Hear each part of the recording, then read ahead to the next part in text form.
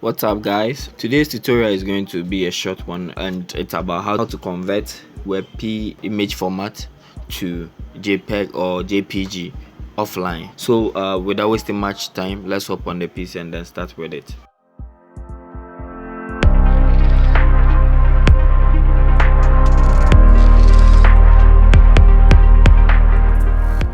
I'm going to teach you two easiest way to do this offline.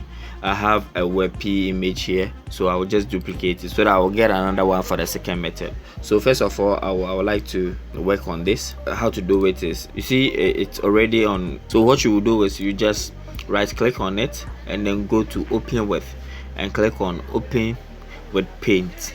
Open with paint.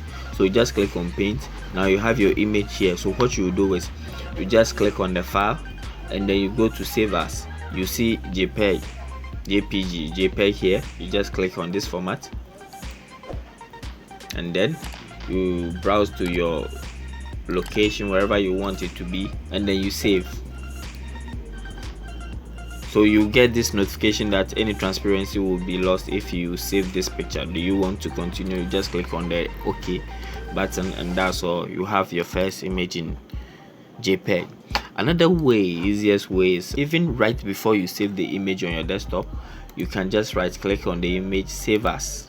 So you get a pop-up here and right at where they say image type, instead of saving WebP, you just clear it and then type JPG and then you save.